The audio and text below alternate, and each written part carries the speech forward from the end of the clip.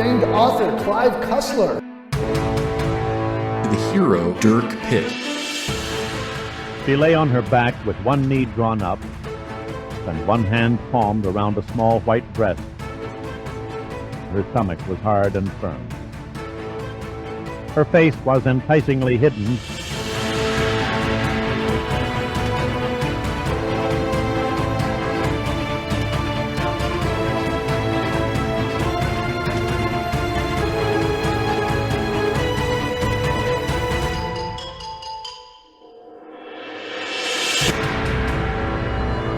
Pacific Vortex. Episode 3. Cocaine Eyedrops. That cat is going to eat the microphone. Jay and I have been getting into the show called Grand Designs, and it's a house makeover show. You know the basic premise. It's a guy that combs yarn and a housewife. Their budget's $10 million. Yep. But the British kind of like subtle digs that the host has is what we watch it for. If he says that a couple has a certain enthusiasm or they have such ambition, it is just such a dreadful snark. It's an insult that would reduce me to tears. The backhanded compliment. Oh, just the insult compliment. Oh, it's wonderful. The guy is excellent. It's an English roast. Cat is making out with the microphone now. Can't take you anywhere. She's going to eat your face off. You're biting me. He's staring down the cat. If you don't mind me going off on our very first tangent here, the last time... Well, yes, you first. The last time my family was down in Vancouver, we flew down, so we had to spend the entire weekend using Vancouver Transit, which actually is awesome. They have hundreds of buses. They have SkyTrain. They have like the best elevated train system in the world. It rules. Oh, I didn't know that about Vancouver. Every time we had to hop on a bus, we would just like check Google and they'd be like, okay, there's a bus over there in 3 minutes going where we want to go. So we'd go take the bus and we'd go on these long meandering tours to parts of Vancouver we hadn't seen for a while. And the Olympic Village, so it's all cool housing, it's all co-ops, it's all low-income housing. It's very nice. And it just cracked me up how many incredibly old people just reeking of weed getting onto the bus and being... Everyone like, hey, where are you going? Oh, that's awesome. Just the nicest people imaginable who walked her cat onto the bus and sat down and the cat sat. This is how buses should be everywhere in the world. That should be, and everyone should just be high all the time. Humans need their copium. They really do. Everyone, just put the gummies in the water. There's already enough stuff in the water. Yes, but like fluoride and minerals, those aren't fun. That's for like health. Microplastics and cocaine, but yours is good too. Cocaine is better. Cocaine in the morning, weed in the afternoon to sort of ease everybody down again. I've never done cocaine, but I did have a cut in my eye once, and I had to go to the doctor, and it was a big cut across the white of my eye. Hey. It's fine now. It's all fine. But he gave me cocaine eye drops, essentially. And you don't know how much pain you're in until it's gone. Because the contrast is like, whoa. Because it was less than a second. It was like, oh my God. I feel nothing. And I'm very talkative. Whoopee. Years ago, I really, really messed up my back building a bunk bed. Like, completely fucked it up. The next day, I rolled out of bed, fell on the floor, and laid there for 2 hours until someone noticed I hadn't come down. So that's how bad my back was. I went to the hospital. They had a look at it. They're like, okay, you basically just need Vicodin. So I got 2 weeks worth of Vicodin. And they're like, take one every couple of hours, but we're going to give you 3 now because you can't move. Sure. On the drive back out from the hospital, there was a moment where I just went, oh. And all 3 Vicodin kicked in at the same time. And I was suddenly very warm and went, oh, that's neat. Oh, that's why they're addictive. Wow, that's cool. How did the other drivers feel? That was my mother-in-law, and she was like, yeah, pretty good, huh? Thank goodness you weren't driving. But there was the moment where the pain disappeared, and I could sit normally again, like my back straightened out, or my back bent, actually, finally, for the first time in 24 hours. That had to be a very crystallizing moment. It's not quite cocaine eye drops, but it was pretty great. I asked the doctor, can I have some for home? He's like, absolutely not. No. I'll be your friend. No. Oh, you're mean. Probably for the best. And probably for the... And he put them in both eyes. You don't want one eye getting jealous. it made both eyes feel great. The non-injured eye, like I felt a clarity of vision. It's like everything just opened up. He gave me an experience. These drops let you see God. You can only use them every now and then. You have to have an appointment and a copay and platinum insurance. And even then, if you haven't met your minimums. Anyway, speaking of drugs, Pacific Vortex. Pacific Vortex. Pacific Vortex. Chapter 13, the spookiest chapter. This will be chapter 13 to the end of the book, in theory, hopefully. Yes. Now, because this book was written first, and chapter 13 opens up on the sexy secretary, would this be the first sexy secretary? I mean, we've had some sexy secretaries. When he was down in the Admiral's bunker, oh, yes. And there was all the men walking around doing important things, and there was all the naval ladies walking around in, like, tight skirts, handing files to people. And coffee. They weren't sufficiently objectified. I don't think so. I feel the sexy secretaries have to start with exactly how high up the stockings go, and I believe the word he uses is cantilevered. So this might be the first sexy secretary, not just incidental secretary. I've also learned by watching Grand Designs that if your house isn't cantilevered with $500,000 in glass walls, just go kill yourself. What are you even doing here? Yes. Out of context, Grand Designs moment. I guess we're in like a parlor scene. Dirk Pitt is in a high-level meeting with the high-level Navy people. There's Hunter, there's Kemper, which I guess is a different Kemper, because Kemper... Oh, actually, it might be the same Kemper, because Admiral Kemper comes back as part of the Joint Chiefs in like several later books. So that'd be neat if that was the same. He's tricky that way. And we introduced two scientists who are Yes. in only this chapter and never seen again. Elmer Chrysler, who is small, and York, who is big. Do you think he was in New York City when he wrote this chapter and he was like, oh yeah, New York, Chrysler Building, got it? Or was he like having a peppermint patty and doing arts and crafts with Elmer's glue? I can't even imagine how he starts with getting his names. These are the worst Doublemint twins. It's always the same. A big fat guy or a big tough guy and a small guy who's too thin to live. Mm-hmm. He's emaciated. How is he standing up? His hands are like bird bones. Pitt goes to go shake his hand and he crushes the man's hollow raptor-like bones. And Admiral Hunter is in this meeting and he's surprisingly nonchalant. Oh, yeah. Given that his daughter is currently being held hostage someplace. I had that written down. How's he taking his daughter's kidnapping? Pretty good, actually. I can imagine his character just like only blinking one eye.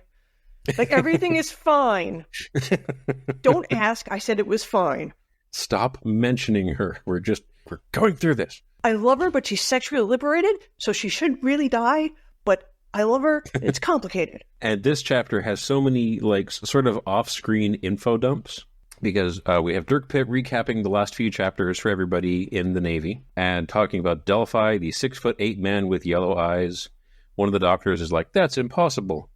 Wait a minute, what about the Oracle of Psychic Unity? Of course, Frederick Moran, one of the 20th century's greatest classical anthropologists, who happened to be 6'8" with golden eyes, who mysteriously disappeared 30 years ago. That didn't come up first? They just read the Wikipedia for everything that we're missing in this book. Dr. Moran... He hadn't worked out plot dumps yet. Yes, that guy should have jumped up, and he was like, Fred! I knew a Fred with... He was 6'8" with golden eyes. What a coincidence. It didn't seem like it would come up ever, but... Apparently. And this happens like 3 more times. The Oracle of Psychic Unity sounds like such late 60s, 1970s est. Give us your money and we'll make you cry kind of trash. I think I saw them at the Vogue Theater in the 90s. Oh, did you get the t-shirt? No. And we also learned that the Vortex is a undiscovered seamount. That's what Doctors York and Pepper and Patty tell us. And there's a joke there, given that Adrian's stuck on the seamount. And I will just let the listeners... make their own slut jokes.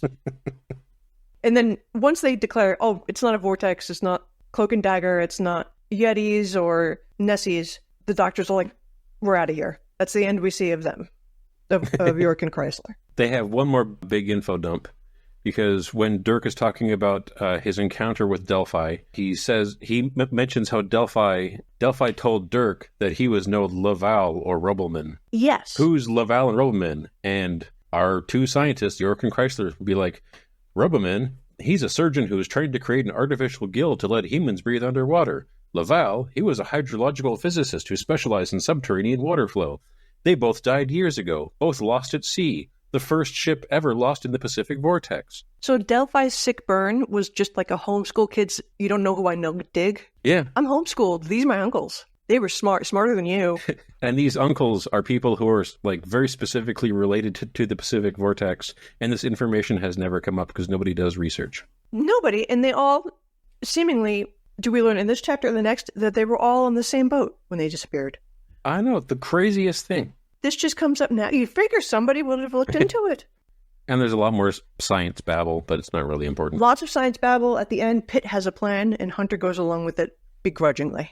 Yes. But as soon as he leaves, I think he's like, oh, that man's dead. Hunter has a very complex emotional curve. So there's a very weird segue in the middle of this chapter. So they're talking about the seamount. They're talking about eucalyptus being used to purify the air. And then Pitt wakes up, sees a pair of thighs, and gropes them, even though it turns out to be a female naval officer. And she apologizes to him. At some point, was this meeting so boring that Pitt fell asleep?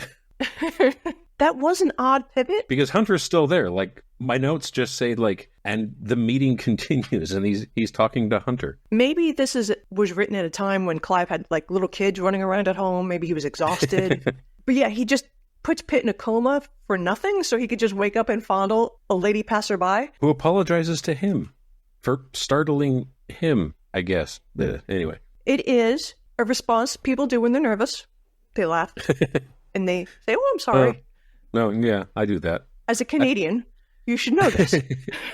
I apologize when I bump into lamps, so. Me too. I've hit walls and said, I'm sorry. I find that's a sign of politeness and emotional maturity. Maple indoctrination is what it is. Will get you yet. Yeah, I hope so. Eventually, give us the healthcare, the death panels. I can't wait. And then Dirk has a plan. Admiral Hunter goes along with it begrudgingly. And then we slide to chapter 14, and we meet for the first time Al. Not ugly Al. Al is back. We met eyes glistening, taut muscles, jacked up Al. Young baby Al. Young buff Al. And they're going to ditch an airplane, which sounds terrifying and fun. Yeah. It's like a ride I'd sign up for, but regret going on. And their banter is actually pretty good in this one. They do make a nice couple. Half a chapter of Dirk and Al being the best of friends. We should all have a friend like Al. But in behind them, they're on a 1954 McDonnell Douglas something or other, and they're going to fake crash in the Pacific Vortex, and there's 20 Marines and naval engineers in the back of the plane with scuba gear, all prepared to die. Yes, some of them are to man the submarine, the Starbuck that's underwater, and some of them are Navy SEALs, so they can fight their way onto the submarine in case there's baddies. They amount to 20, and Pitt and Al are rather cavalier about the lives of these men. There's no like, oh, there's no hand-wrenching. They're like, we might all die, including those guys. Well, they showed up. That's on them. Then they get on with it. It'll be a great adventure, and if there's one person I trust to crash an airplane into the ocean, it's Al Giordino. And then Pitt tells Crowhaven, before they ditch the plane, to use civilian bandwidth to reach Hunter. And he's like, yo, my ass will be in a sling. I can't do that. I'll go to jail, the FCC. Technical point. But then it leads to later hilarity. I like this. It really, I can't describe how amazing that scene was in the audiobook. Oh my God, with the announcer doing all the voices. But I'll do my best. Just as they're heading in for their crash, Admiral Hunter loses contact with them. Somebody butts in on the radio and pretends to be Pitt asking for instructions. And Hunter's like, oh God, they're onto us. We're doomed. And this also isolates Pitt and Hunter and his party. They can't communicate. So this is why Dirk's saying, use the civilian channels. And we should point out that there is a time limit on this excursion, because at 1100 hours, they're going to nuke the seamount. This is like the nuclear bomb at the end of 24. Ba-bum-bum, ba-bum-bum. Because the Navy is just like, look, we don't know exactly what's going on out there, but fuck it, we're going to nuke it and pretend this never happened and move on with our lives. So you have... It's almost as absurd as nuking a hurricane. An hour to save my daughter. Oh, you could nuke a hurricane. It'd be really pretty. I imagine it's some kind of awesome end of the world. Light him if you got him. I'm surprised that movie hasn't been made yet. Like, in the vein of Sharknado, you've got Nuke-a-cane or something. Oh, there's got to be a name in there somewhere. You're right. The Atomic Hurricane. I think Atomic Hurricane has been made. Or was a band. Possibly both. I saw them at the Vogue Theater in the 90s. That time you got the t-shirt. Now, chapter 15 opens up. The crew, Pitt and his crew are underwater. They communicate with hand signals and those little wipey boards, which I'd figure you'd have like some terms already pre-worked out. This way you wouldn't have to do whole sentences. Yeah, flashcards. Flashcards, like, or have like draw fish. Or like, just, We go this way. Whoop, you go this way. but apparently it's full notes, not even shorthand. When they communicate on that whiteboard, it's full words. Well, they have all the time in the world. Yes. They pass by a high-tech Russian spy ship. At first, Pitt's confused. He's like, this wasn't here the last time. And he's looking at everything that looks brand new. And then he notices the R is backwards on some of the labels. And he's like, oh, it dawns on him. It's the Russian ship. It's the Russian ship that they were trying to keep the Starbuck from being found by. That's an awkward sentence. But yeah, there was all this pressure at the start to keep the Russians from finding the Starbuck, the most advanced computer-designed submarine in the world. And it looks like the Russians found it and got fucked. Yes, which is the trash taking itself out, as Reddit would say. And as Pitt gets close up to the boat, he gets caught up in a current and gets a barnacle shave. Gets real beaten up by the barnacles. Yes, there's a sudden massive outflow of warm water. He gets fucked up by the coral. Al, breaks both of his feet. They both get fucked up. But even unconscious, Dirk keeps his mouthpiece clamped in his mouth because, goddamn, he's good. Or he is abusing some substances somewhere along the line, and he can't unclench his jaw. I don't know how he's awake. It must be the cocaine eyedrops. It's a very pure way to take them. I recommend it. And then we butt in with the greatest scene in the book. Yes, the blackbird has come to nest. So, we're at Pearl Harbor operations. Everybody is super tense. For no apparent reason, they finished analyzing the syringe that Dirk gave them from chapter 1. No, chapter 2 at least. Yeah, why is that relevant now? Well, it's relevant now because in the next chapter, Dirk has to explain why he trusts Summer. Oh. I think. Anyway, the syringe wasn't truth serum. It was DG10, a super poison. Kills you in half a heartbeat. And then they get a phone call from the local FM rock radio station. Aloha Willie calling in. The radio DJ from Radio Popo calls Admiral Hunter, but it's actually Crowhaven who's calling in on the FM frequencies where Delphi and his team, they can't block the FM frequencies and they can't intercept all the FM frequencies. And they're not going to monitor those frequencies. It would be a waste of time having somebody exactly listening to everyone. So it's a great risk. I do love that they were relying on the Admiral to recognize the communication via the Blackbird has come home to nest. Because he's an Admiral. His daughter's been kidnapped. He learns she's been having an affair with one of his underlings. He's a little stressed out and excitable. And we're going to have him solve a verbal Rubik's Cube. Even I would be like, it's okay, dude, if you don't get that.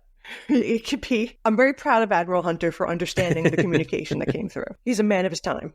I think he was tipped off by the radio station calling Admiral Hunter on the private phone line. So he's got to be thinking, okay, what the fuck is this? He's got to be at least a little bit suspicious. You have more confidence in my American naval admirals than I do. I think they'd be frazzled. It was back in the Cold War. But yeah, then there's some weird, hilarious back and forth on the FM dial. And they basically update Admiral Hunter with everything that's going on. We took the sub, we're getting out of here, everything's going great. Oh, we lost Dirk Pitt. We lost Dirk Pitt. He's able to convey with super duper surfer lingo how many injured he took on, how many were killed. And it's very chill. And Crowhaven signs off cool as a cucumber. And then we find Pitt and Al. Pitt wakes up in an underwater cave. Yep. He's found Neptune's lair. They're both fucked up. Their scuba gear got destroyed.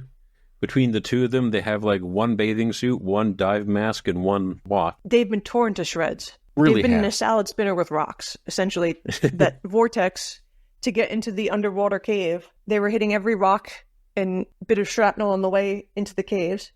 And as soon as they alight into the caves, they see merman statues, which would be terrifying. Dirk stands up and he's like, Al, you wait here. I'll go for help. And he's walking through the cave.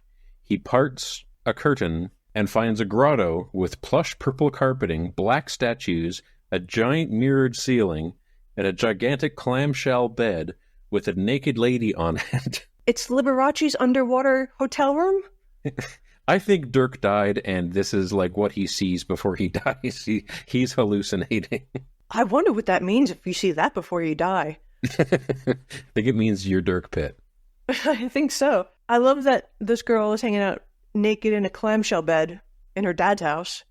Again, we have another awkward lady sleeping naked in her elder male's house. That is an important part of Dirk Pitt novels.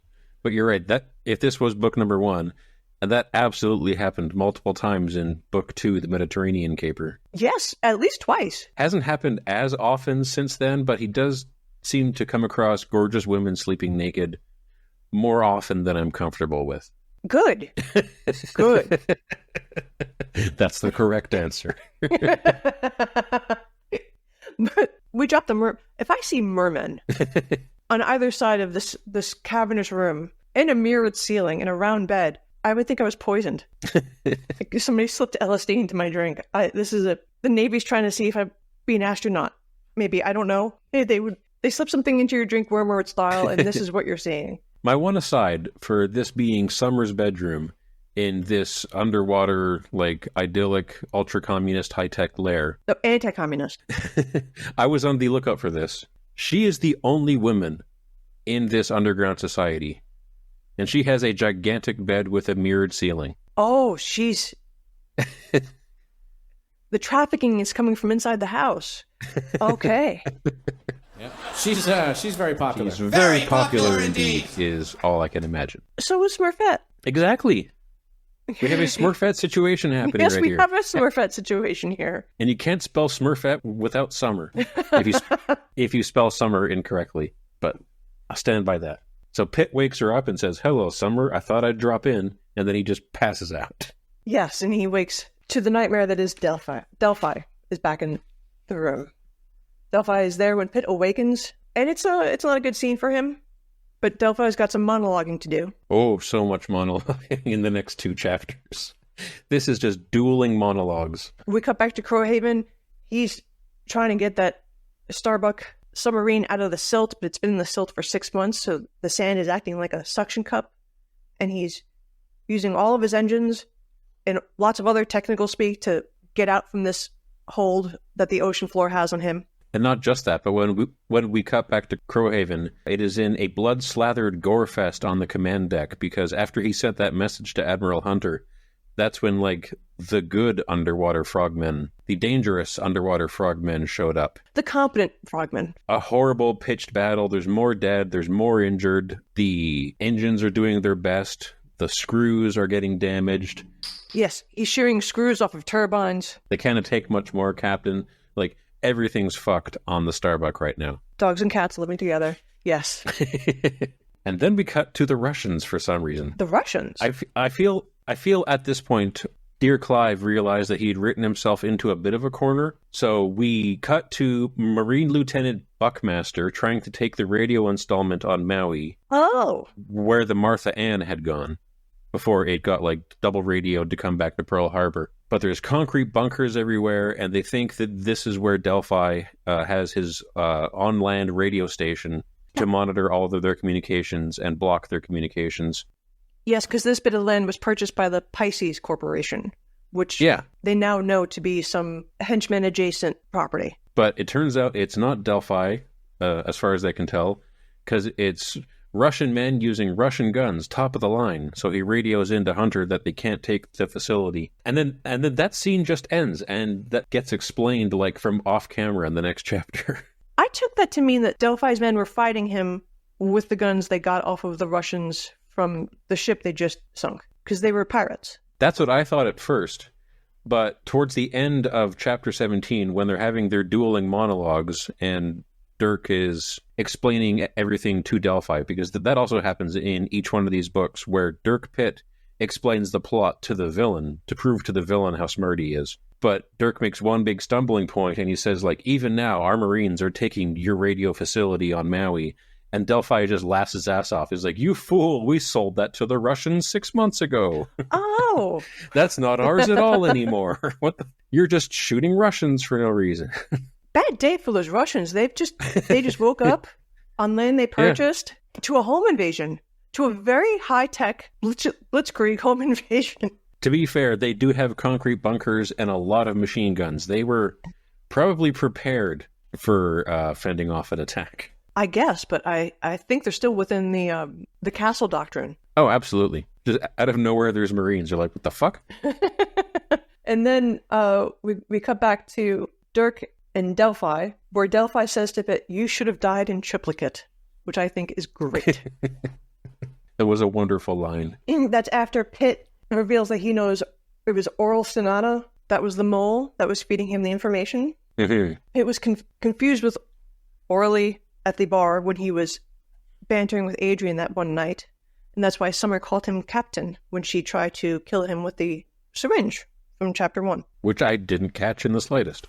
Not at all. It's just another nautical term. So they proved on land that the syringe was poisoned, but they haven't had any contact with Dirk.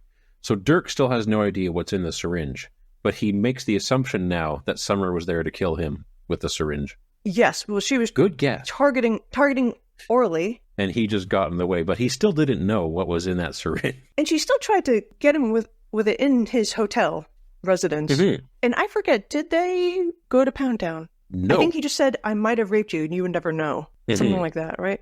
Something classy and chivalrous. Very classy and upstanding. So they've had one meeting. 1.5. At his hotel room. One and a half. The second one, she just hands him a knife. Yeah, exactly. And he smells a perfume. She's behind the drapes going, "I'm helping." Yes, exactly like that. The most passive-aggressive way to deal with daddy issues, for sure. But they're bound to each other at this point. Mm-hmm. They're soulmates. Delphi goes to shoot Dirk Pitt. She has a "Daddy, no" moment. Daddy, no! Daddy, yes! She throws her hands in the air. A sexy, scantily clad Summer appears out of nowhere. And I know it's the internalized misogyny in me, my upbringing, whatever. They describe her wearing her short robe and her thighs being exposed, and her dad's there. I would be like, "Hold on, Dad. Let me put clothes on and then we'll talk." That's what I'd be thinking. I have one weird connection to make with Moran, Delphi, Summer, all of this. During the dueling monologues here, Moran explains that the rush of warm water that fucked up Pitt and Al and swept them into that grotto near Summer's bedroom is the outflow from their reactor, right? Yes. And their underground reactor venting heat. So unless I'm mistaken, they have their underground nuclear reactor vents directly at the cave that leads to Summer's bedroom. You could be an only child and not the favorite child. That can happen. There's every level of engineering and just being shitty to your kid here. I never thought of it that way, but yes. I was just thinking, that's an amazing coincidence that they get swept into the cave that leads directly into her bedroom. And everything inside the cave has this shimmery gold yellow appearance. Yeah, it's got like phosphorescent, bioluminescent stuff on all the walls, which may just be straight up radiation. Phosphorescent radiation. One of them will kill you. We'll find out. Is this why her ass is so big? Oh, maybe it's 3. Like that Schwarzenegger movie. No. You're off the show again. What a terrifying visual. Anyway. I get fired every week. Delphi rants about how his father wanted... Oh, yeah. It's not Frederick Moran. It's his son, which is why he's not an 80-year-old 6'8" man with golden eyes. You'd figure you lose height as you get older. He would be like... Yeah. Only 6'6" at that point. You can take him. His father wanted to find somewhere safe from the world's foolishness, safe from the world's nuclear weapons. Laval and Rubbleman joined him. They decided that the lost island of Cannoli must have sunk, blah, blah, blah, pumped out the tunnels.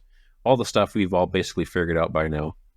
Except it ends with Delphi saying, "Oh yeah, and that nuclear sub was like our best find ever. We would normally just like sink ships and take their shit. But the nuclear sub, we're going to sell all the nukes to some Mideast oil state." Yes. I have that in my book. It was... And be rich. We're going to sell it to an oil country. An Arabic oil country. Dun, dun, dun. Arabs? With nukes? In the Middle East? Can't be, like, selling arms to, like, the Saudi Arabians in the 70s and 80s? You don't say. There's nothing more evil. Dirk has to kill you now. Don't trip over the U.S. nationals that are also doing the same thing. And at the end of all this banter, all this daddy no, all this endless monologuing, Dirk's like, oh, by the way, we're being nuked in 11 minutes. Yes, 11 minutes, and he's very calm about it. Delphi, of course, doesn't believe him. No, wait, we're underwater. This is all pure volcanic granite. We're indestructible down here. And Pitt's like, yeah, you're underwater. If you get one crack in the wall, you're all kind of fucked. This guy, Delphi, truly was homeschooled to think he was the best and the brightest. Mm-hmm. Because his dads and uncles were all scientists. So they were putting all their knowledge into him. I guess they forgot geology or fracking in their studies. Chapter 18, the last chapter. Chapter 18, the last. Pitt tries to squeeze the fear out of Adrian. No, that's just hurting her. Squeeze the fear out of her, slap the sadness out of her. It's the Dirk Pitt method of high-speed therapy. He confuses comforting and the Heimlich maneuver all the time. At the very beginning of chapter 18, Al fakes a seizure. So Delphi has told his guards to dispose of these two, shoot them, kick them out of an airlock. They'll float to the surface and they'll die when the island gets nuked. So Al fakes a seizure, and the guards go to deal with Al, and Dirk and Summer just go for a walk and confess their love to each other. Yes, I was confused as to how the guards are just okay with this. Yeah, no. The guards look at Summer, and Summer's like, no, it's fine. And okay, you go off with the prisoner that we were told to kill. Wouldn't you be concerned he's going to take a hostage? Because wouldn't you take a hostage? Yes. I mean, under normal circumstances, neither one of us would. But in this case... They leave the room, they go for a walk, they confess their love. Because they've met 2.5 times. Well, no, 2 times. Let's round up. 2 whole times now. He says he knows that she's deep down a good person, even though she was sent to kill him and totally would have. And she's so angelic and an ignoramus. She's like, you make me feel something. I don't know what it is. It's not happiness. It's something I can't name. And he says, it's love, dear. It's love. The first time they met, he knocked her unconscious with 1 punch. The second time they met, she snuck out a bathroom window. The third time they met, they're soulmates. The 60s were so much easier. For a certain set of people, for sure. The cocaine eye drops. Don't forget, it was one time, I was young, I needed the money. He also insinuated that he could have raped her and she would never know when she wakes up in his hotel room. Mm-hmm. Not the most romantic of encounters, but that's me as a modern, liberated woman. Maybe in yesteryear speak, that's like a Hallmark card. That's how Mom and Dad met. That's just his witty banter. That's like the old-fashioned, ultra-manly version of negging. Of course it is. Everything evolves. At some point, Dirk, everyone's got rubble coming down on them. You're fast-forwarding there. So Al is done faking his seizure. He knocks out the guards. Womp womp. They go find Adrian, who's in the bedroom next to Summer, because this is the most secure underground facility on the planet, but also it's very small. And then the nuke hits. And this is not, well, narratively, depending on how you want to read the books, maybe it's his first time being exposed to nuclear output, but he gets exposed to high doses of radiation very frequently. He swims in it, he digs in it, sometimes he breathes it in. He's going to be the only Numa guy who is incandescent. That was back in the old days when scotch was how you dealt with radiation poisoning. Oh, does that cure the self-illumination in the 6 or 7 fingers? Sure, let's go with that. I appreciate how there's a lot of description about how the impact of the nuclear warhead and the compression waves and how all that is affecting the rock and the atmosphere and the ocean around them, but they just get knocked over and then get back up again. Yes, and Delphi gets kind of half buried with rocks. Because they're heading out through Summer's room, so they head in just in time for the giant mirror to crash down. All the statuary is falling over and exploding, and then there's like a rock slide, there's rubble, everybody gets half buried, and Dirk and Delphi are making a go for the only gun, but they're both stuck in rocks. Yes, I have seen The Fall of the House of Usher has a scene where one of the main characters dies because a mirror falls on her, and it's nowhere near the room-sized mirror of circular dimensions hitherto unknown that's hanging in this broad bedroom. This would have taken out everybody. But they ducked out of the way just in time. Mirrors don't break a little. Yes, just in time. These books run on the just in time. And Pitt sort of, kind of has to kill Delphi. Yeah. But technically, he's like, he would have just died by himself somehow. I mean, old age would have gotten him, so it's fine. Or all the bones he broke because he was partially crushed by rubble. Although, absolutely technically, Dirk didn't kill him. Because Delphi gets the gun, trying to aim, he's all woozy, but he gets Dirk Pitt in his sights, and then Al appears out of the rubble and jams his pinky into the gun. Yes, like Carrie's hand emerging from the grave. Yes. Carrie, it's a horror movie. Look it up, kids. But her hand emerges from the grave. It's spectacular. So his dainty pinky comes up, all Queen of England style. He jams it so bad guy can't pull the trigger. But he does lose the pinky. Delphi does pull the trigger anyways. Pitt's pretty sure that he knows that it's not going to work, but he has no other chance. He's got like 10 more seconds of life in him before he bleeds out. He pulls the trigger. Al loses his pinky. Delphi loses half of his head when the gun backfires. Yes, I imagined that scene in Breaking Bad where Gus comes out of the hotel room after the explosion. And he straightens his tie, and then his head turns, and you see he's got half of his head is gone, and then he dies. Very dapper. Delphi here is no Gus. Nope. No tie to straighten, just a loincloth to gird. And his last gasp is, not even a good bad guy. And for Dirk, not even a loincloth. Well, he's had 2 straight chapters of monologuing. Oh, okay, but he does deserve some kind of outro. His name is Delphi, like the Oracle. This, you know, the more I say things about Delphi, the worse I feel for him.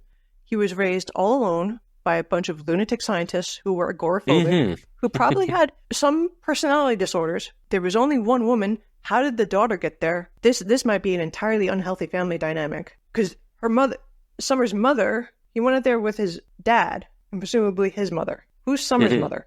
Is it his own mother too? I don't know. Because that wasn't cleared up. No, there's a lot of stuff not cleared up in this book. And stuff like that has to be cleared up. And if it's not cleared up, I'm taking it for what it is. We are making assumptions here. The Smurfette scenario. It turns out that the secret ingredient for the utopian underwater society was inbreeding. It's worked for the royal family so long. Has it? It has worked. I mean, they had to get Diane in there because she was sort of not a royal. Oh, yeah, true. So Dirk whips off his bathing suit, leaving him completely naked, and he uses that to bandage Giordino's hand. And then Summer appears out of the water, and she's like, "Oh, Daddy." Daddy, no! And she's misty-eyed, and she tells Dirk she's got to stay here. And then he's like, "Nonsense." And he puts his arm around her waist, and they are going to swim towards the exit. And she goes, "Oh, you're hurt. You go first." And he falls for that. I had to write down exactly what Dirk said, though. So Summer says, "I love you, Pitt, but I can't go with you." And Pitt's response is, "Your father is gone, and now you belong to me." How did I gloss over that? Yes, he did say that. And those were the same instructions I received from, again, Mrs. Rizzo in 5th grade. She was like, "Right now, you girls, you live with your parents. You belong to your dad, and someday you'll belong to your husband." And I was like, belong? Well, now, wait just a minute. That wasn't discussed with me. But that's what I had to put that on a test. Like, little 5th grade me, when in religious class. Yay, religious class. So this wouldn't have been blinked at the time it was written or published. Not at all. Probably not, no.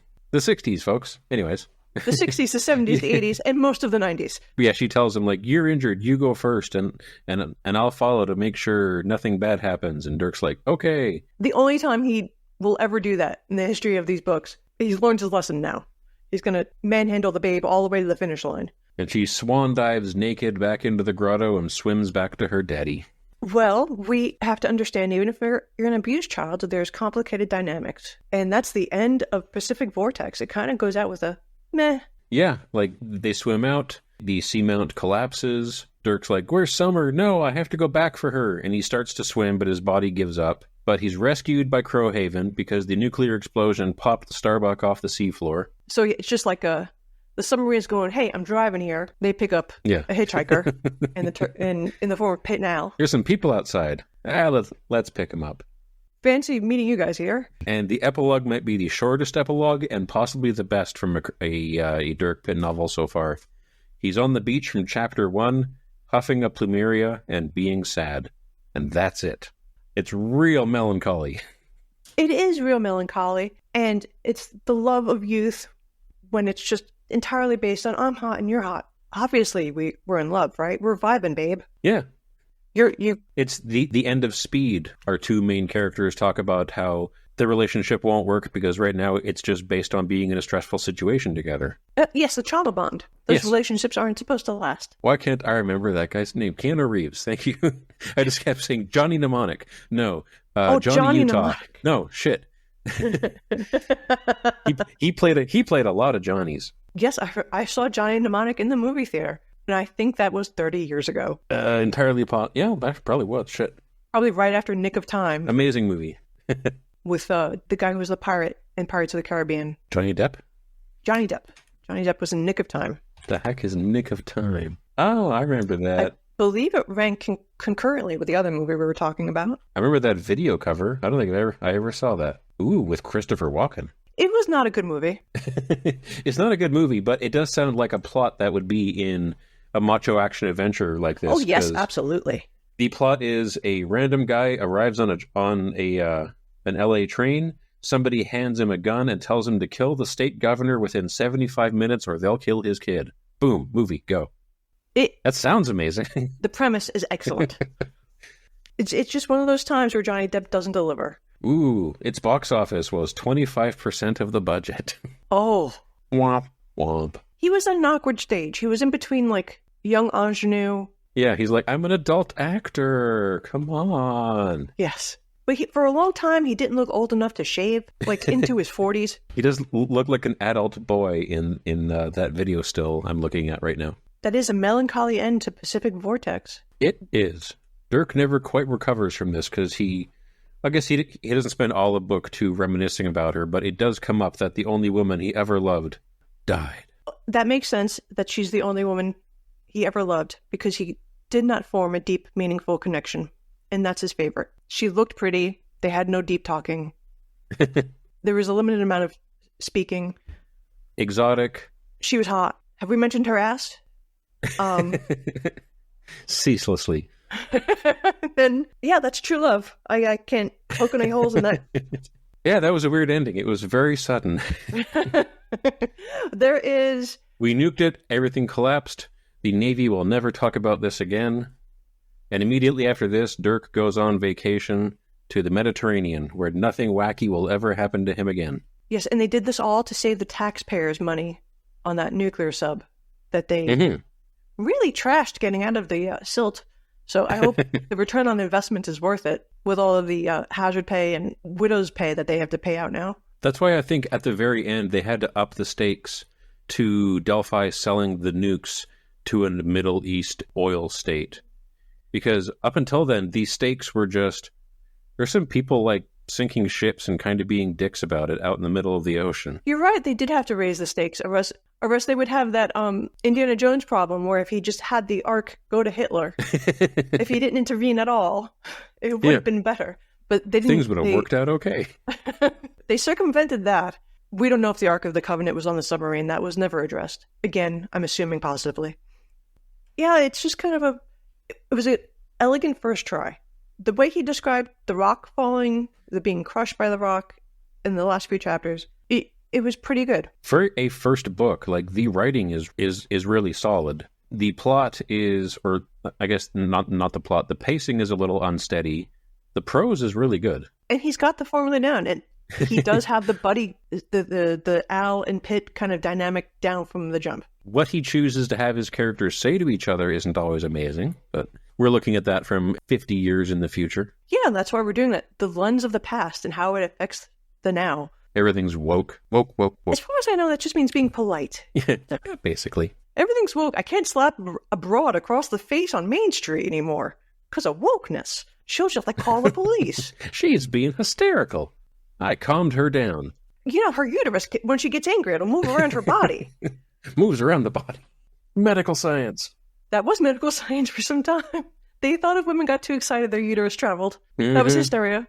Your uterus is not in the right spot. Yeah, I was way too old when I realized that the word hysterical and hysterectomy come from the same root word. Oh, There's also, I don't know the name of it, but there is a medical term for some part of the internal part of the lady's anatomy. And it's like a few cells wide. It's just like a little bit near the uterus. It's not like fallopian tubes or anything like that. It's not something you would have heard of. Okay. I'll stop Googling. The Latin for it is like whore's point. And that's like the Latin... Horse or whores? Whore.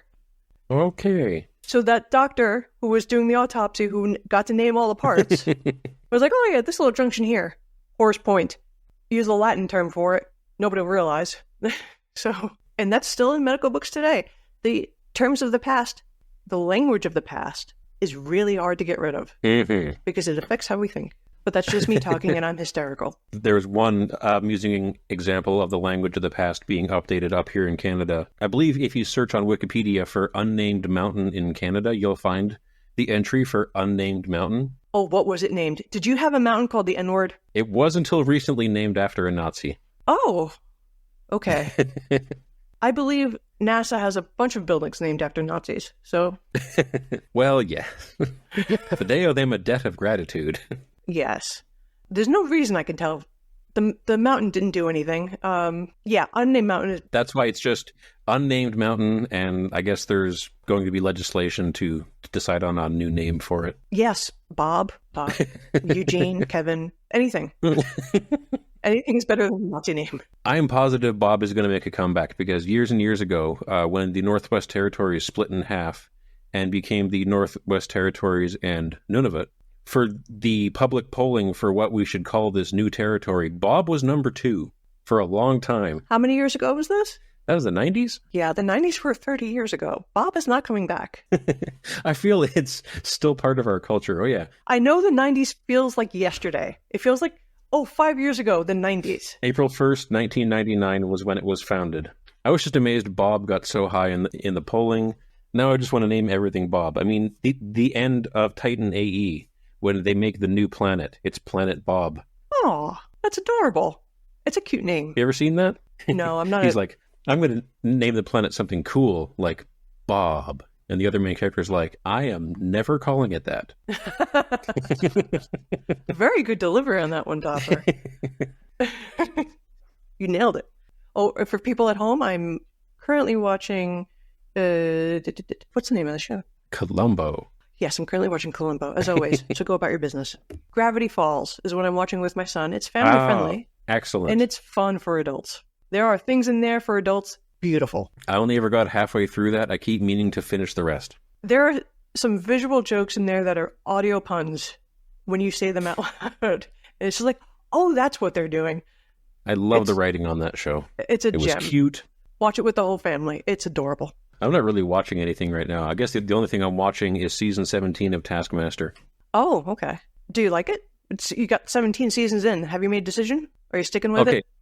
So I've only seen season 8, season 12, and season 17 I'm watching right now. And we watched both seasons of the Australian. You know that just off the top of your head. You know just which... Yeah.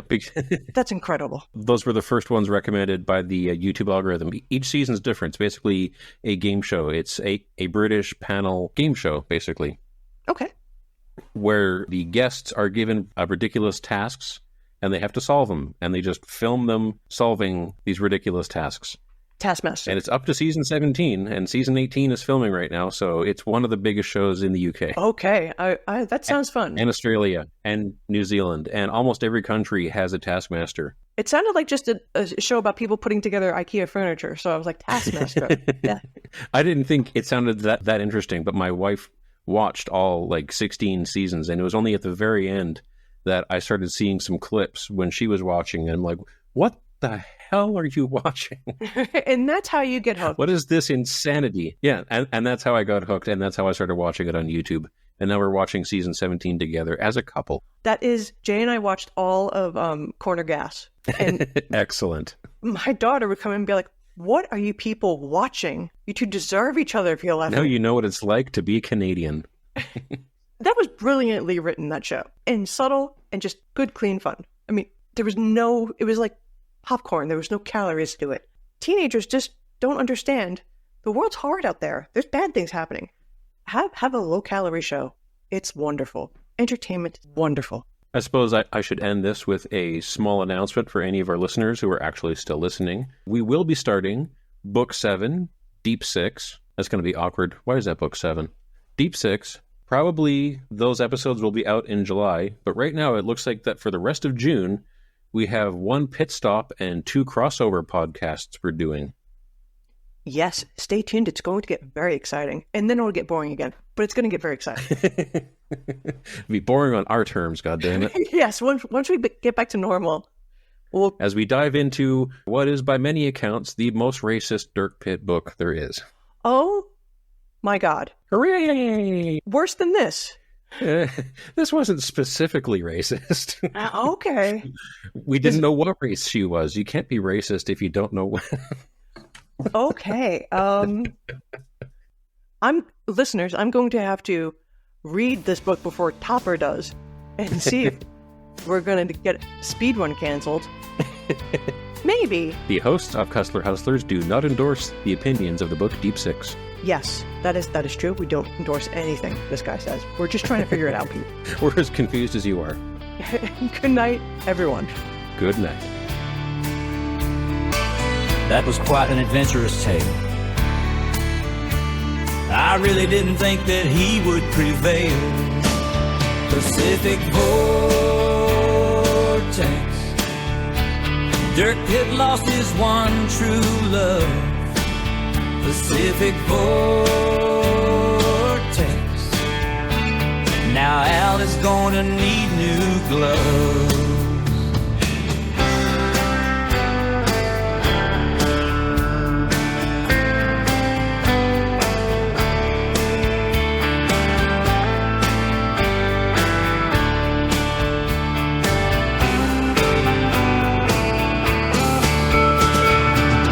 See you next time, dear listeners, when we cover the book, Deep 6. This has been Cussler Hustlers. Your hosts have been Topper and Nancy. Find us on Twitter and Instagram at Cussler Hustlers.